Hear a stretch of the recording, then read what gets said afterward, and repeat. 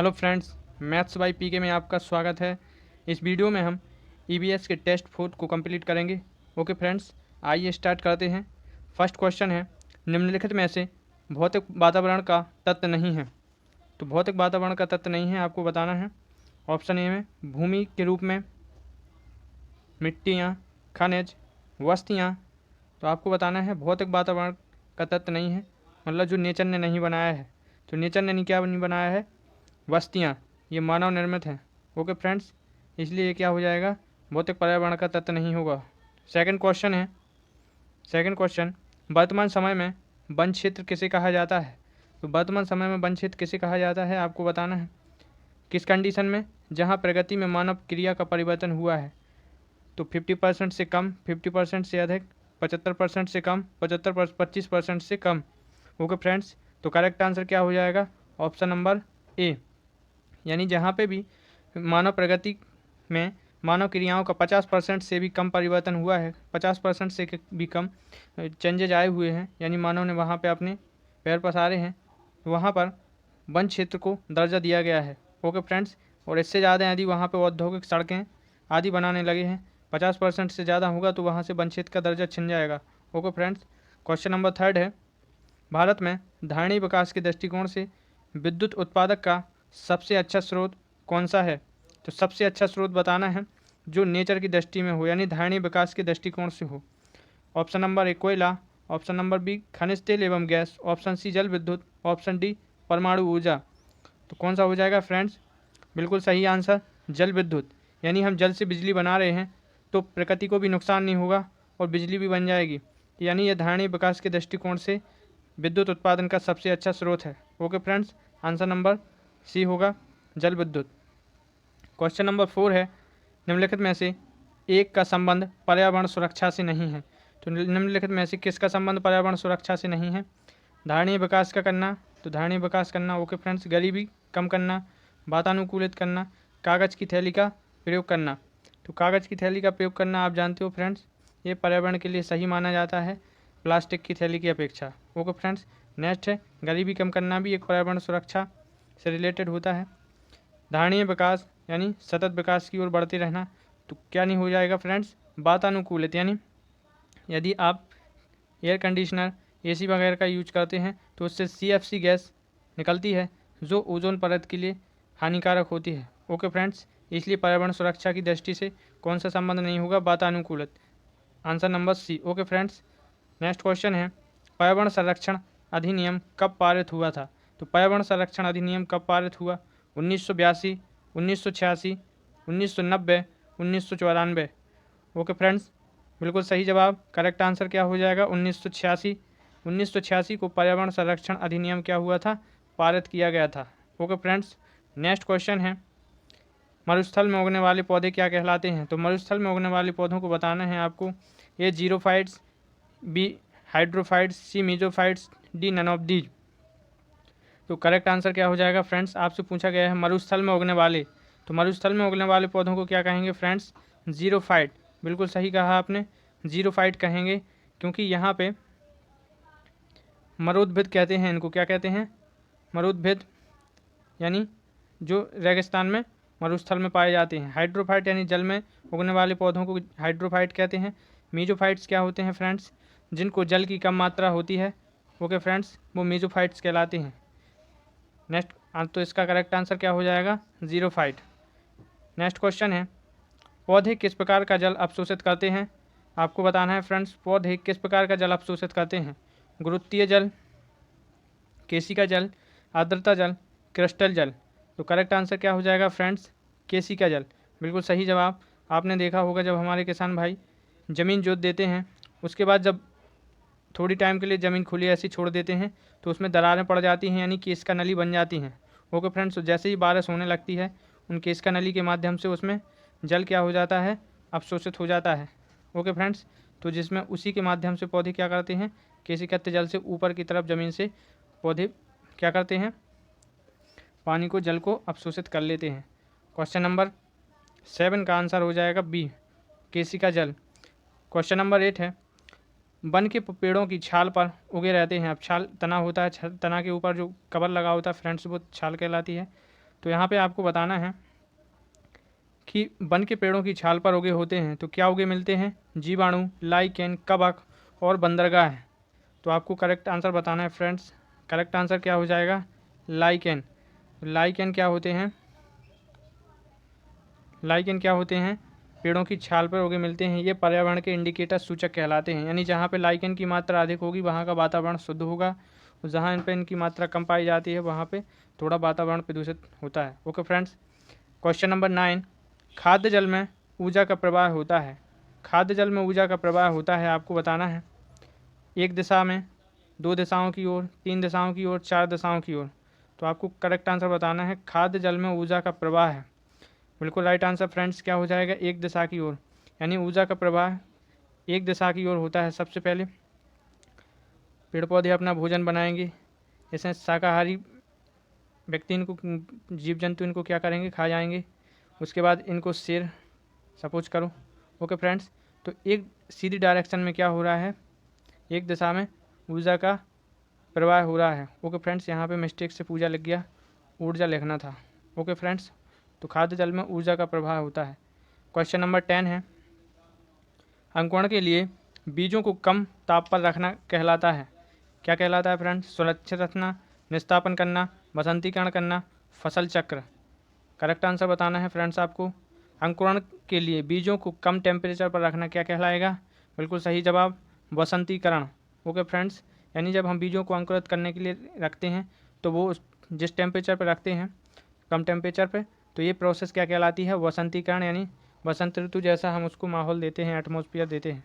Okay friends, question number है 11, वनस्पतियों के सड़ने से कौन सी गैस निकलती है? वनस्पतियों के सड़ने से कौन सी गैस निकलती है? उस गैस का नाम बताना है। Methane, oxygen, carbon dioxide. Okay friends, और none of these.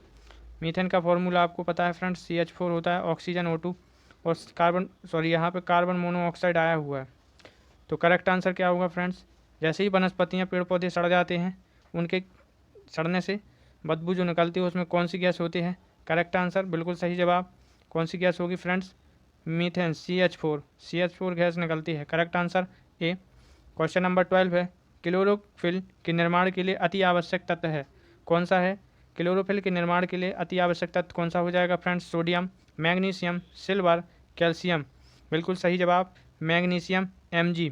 Okay friends, chlorophyll के पत्तियों में जो क्लोरोफिल पाया जाता है उसके केंद्र में, क्लोरोफिल के एक केंद्र में एक मैग्नीशियम का अणु रहता है, परमाणु, ओके। आपसे क्वेश्चन में भी पूछ सकते हैं कि क्लोरोफिल के केंद्र में कितने मैग्नीशियम परमाणु रहते हैं? तो मैग्नीशियम का एक परमाणु रहता है। ओके फ्रेंड्स, नेक्स्ट क्वेश्चन है, किस मृदा की जल धारण क्षमता अधिक होती है? किस मृदा की जल धारण क्षमता अधिक होती है? लाल मिट्टी, मटियार मिट्टी, पीली मिट्टी, none of these. Okay friends, आपसे पूछा गया है जल धारण क्षमता, यानी वह मिट्टी जो बहुत ज़्यादा जल को एब्जॉर्ब कर लेती है, जल धारण कर लेती है, उसको बताना है। बिल्कुल सही जवाब, मटियार मिट्टी। ओके फ्रेंड्स, क्या हो जाएगी? मटियार मिट्टी। ये बहुत ही क्या होती है? मटमैली होती है। इसमें जैसे ही पानी आता है कीचड़ की तरह सनती जाती है और पानी को एब्जॉर्ब करती जाती है। ओके फ्रेंड्स, यानी पानी का अवशोषण कर लेती है। क्वेश्चन नंबर 14, नेक्स्ट क्वेश्चन में आपसे पूछा गया है, पौधे की वृद्धि तथा मृदा के पोषण तत्वों का अवशोषण सर्वाधिक किस pH मान पर होता है? आपको pH मान की वैल्यू बतानी है फ्रेंड्स। मृदा में जो पौधे की वृद्धि तथा मृदा के पोषण तत्वों का अवशोषण किस pH मान पर होता है? तो उस pH मान की वैल्यू बतानी है आपको। 6.0 से 7.57, 7 से यहाँ पे 8.3, 2.3 से 5.4 और 5.3 से 6.3। क्या हो जाएगा फ्रेंड्स? सही जवाब। करेक्ट आंसर बताना है फ्रेंड्स। तो क्या हो जाएगा? 6.0 से 7.5। ओके फ्रेंड्स, यहाँ पे क्या हो जाएगा? 6.0 से 7.57। ओके, क्लियर है फ्रेंड्स? तो यहाँ पे ये 7 मिस्टेक से छप गया, यहाँ पे आपको याद रखना है ओनली 6.0 से 7.5 ये pH मान होता है। इस pH मान पर पौधों की वृद्धि बहुत तेज़ी से होती है और मृदा के पोषक तत्वों का अवशोषण सर्वाधिक होता है। ओके फ्रेंड्स, क्वेश्चन नंबर 15 है, किस तापमान पर प्रकाश संश्लेषण की दर सर्वाधिक होती है? आपको बताना है प्रकाश संश्लेषण की क्रिया फोटोसिंथेसिस की रिएक्शन किस टेम्परेचर पर सर्वाधिक होती है? 35 डिग्री सेल्सियस, 45 से 55 degree Celsius, 10 to 25 degree Celsius और 50 से 55 डिग्री सेल्सियस आपको बताना है। ओके फ्रेंड्स, तो कौन सा टेम्परेचर होगा? 30 to 35 degree centigrade Celsius. Okay friends, 30 से 35 डिग्री सेल्सियस पर क्या होता है? प्रकाश संश्लेषण की दर उच्चतम होती है, सर्वाधिक होती है, यानी इस टाइम पे पौधे की जो पत्तियां होती हैं वो सर्वाधिक भोजन बनाती हैं। ओके फ्रेंड्स, क्वेश्चन नंबर है 16। तापमान में 10 डिग्री सेंटीग्रेड की वृद्धि हो जाने पर जो प्रकाश संश्लेषण की दर कितने गुना बढ़ जाती है? वेरी IMP क्वेश्चन है फ्रेंड्स। आपसे पूछा गया है कि जैसे ही टेम्परेचर में तापमान में 10 डिग्री सेंटीग्रेड की वृद्धि हो जाती है तो प्रकाश संश्लेषण की दर कितनी गुनी बढ़ जाती है, यानी जो पहले प्रकाश संश्लेषण की क्रिया हो रही थी उसमें कितनी गुनी वृद्धि हो जाएगी? 2 गुनी, 3 गुनी, 4 गुनी, 5 गुनी? करेक्ट आंसर बताना है फ्रेंड्स, बताइए कितनी गुनी वृद्धि हो जाएगी? बिल्कुल सही जवाब 2 गुनी। ओके फ्रेंड्स, यानी जो पहले फोटोसिंथेसिस की क्रिया हो रही थी उसकी रिएक्शन डबल हो जाएगी। ओके फ्रेंड्स, यानी पत्तियाँ दुगना भोजन बनाना शुरू कर देंगी। ओके फ्रेंड्स, बिल्कुल सही जवाब। क्वेश्चन नंबर 17 है, निम्न में से किस प्रकार का सबसे छोटा, आपको बताना है निम्न में से किसका आकार सबसे छोटा है? ओके फ्रेंड्स, आपको आकार बताना है, तो निम्न में से किसका सबसे छोटा आकार है वो कणों के आधार पर होगा। ओके फ्रेंड्स, मोटी बालू, बारीक बजरी और गाद, इनमें से आपको बताना है कि किसके अणु बहुत छोटे छोटे होते हैं, सबसे छोटा आकार बताना है। ओके फ्रेंड्स, बिल्कुल सही जवाब। करेक्ट आंसर क्या हो जाएगा फ्रेंड्स? डी, गाद। ओके फ्रेंड्स, गाद क्या होती है? बहुत ही बारीक होती है, चिपचिपा होता है, और बाकी मोटी बालू हो गई, बजरी हो गई, है ना, ये सब इसके कण मोटे होते हैं। अब यहाँ से फ्रेंड्स एक क्वेश्चन पूछा जा सकता है आपसे कि निम्नलिखित को बढ़ते क्रम में जमाइए। ओके फ्रेंड्स, बढ़ते क्रम में जमाइए, तो इंक्रीजिंग ऑर्डर में हम कैसे जमाएंगे बढ़ते क्रम में? सबसे पहले लिखेंगे गाद को, गाद के कण, फिर उससे बड़े कण किसके हो जाएंगे? बारीक,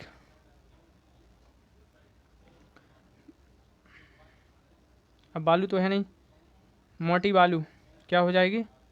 मोटी बालू। कैसे लिखते हैं फ्रेंड्स? सबसे पहले गाद आएगा, गाद से बड़े कण किसके होते हैं? मोटी बालू के, फिर इससे बड़े कण किसके होते हैं? बारीक बजरी के।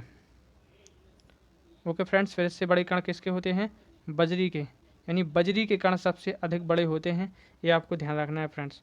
तो इसको हम इंक्रीजिंग या बढ़ते क्रम में लिख सकते हैं। ओके फ्रेंड्स, नेक्स्ट क्वेश्चन है, लाइकेन के शरीर का निर्माण किससे होता है? वेरी IMP क्वेश्चन है। लाइकेन के शरीर का निर्माण होता है किससे होता है? शैवाल से, कवक से, उपर्युक्त दोनों से, इनमें से कोई नहीं। लाइकेन के शरीर का निर्माण होता है, बताइए दोस्तों किससे हो जाएगा? बिल्कुल सही जवाब, दोनों से। शैवाल से भी होता है और कवक से भी होता है, तो दोनों से क्या होता है? लाइकेन के शरीर का निर्माण होता है, जो पौधों के तनों पर पाई जाती हैं। ओके फ्रेंड्स, उनकी छाल पर चिपके रहते हैं, ये अपना जीवन यापन करते रहते हैं। क्वेश्चन नंबर 19, घास स्थलीय परितंत्र में संख्या का पिरामिड होगा, तो घास स्थलीय परितंत्र में संख्या का पिरामिड होगा, सीधा होगा, उल्टा होगा, और निम्नलिखित में से कोई नहीं, दोनों में से कोई नहीं, इनमें से दोनों आपको बताना है फ्रेंड्स। घास का स्थलीय परितंत्र तो कैसा होगा, बताइए फ्रेंड्स? बिल्कुल सही जवाब, घास का परितंत्र कैसा होगा? घास स्थलीय परितंत्र सीधा होगा। ओके फ्रेंड्स, जैसे घास को पहले कौन खाएगा? टिड्डा, टिड्डे को सांप, सांप को मोर, मोर को शेर या और कोई बाज। ओके फ्रेंड्स, तो ये सारी चीज़ें होती हैं। तो ये क्या होता है? घास परितंत्र का पिरामिड सीधा होता है। ओके फ्रेंड्स, क्वेश्चन नंबर 20 है, निम्नलिखित में से कौन सा एक कृत्रिम परितंत्र है? आपको बताना है। कृत्रिम परितंत्र है तालाब, खेत, वन, उपर्युक्त में से कोई नहीं। तो कृत्रिम परितंत्र क्या कहलाता है फ्रेंड्स? जो मानव द्वारा बनाया गया है। तो मानव द्वारा निर्मित आपको परितंत्र को फाइंड करना है। कौन सा होगा फ्रेंड्स? तालाब, खेत, वन निम्नलिखित में से उपरोक्त में से कोई नहीं। बिल्कुल सही जवाब खेत नहीं होगा फ्रेंड्स, क्योंकि खेत मानव ने बनाए हुए हैं, तो ये मानव निर्मित है। क्या है? मानव निर्मित। तो अपन से पूछा गया था कि एक कृत्रिम पाले तंत्र है, तो क्या हो जाएगा? खेत हो जाएगा। बाकी तालाब, वन, ये सारे नेचर ने बनाए हुए हैं। ओके फ्रेंड, आई होप ये वीडियो आपको समझ में आया होगा। तो यदि वीडियो अच्छा लगा हो तो इसे लाइक कीजिए, शेयर कीजिए एंड सब्सक्राइब करना ना भूलें। ओके फ्रेंड्स, और बेल आइकन को ज़रूर प्रेस करें, जिससे आगामी नोटिफिकेशन आपको मिलती रहे। मिलते हैं नेक्स्ट वीडियो में। जय हिंद, जय भारत।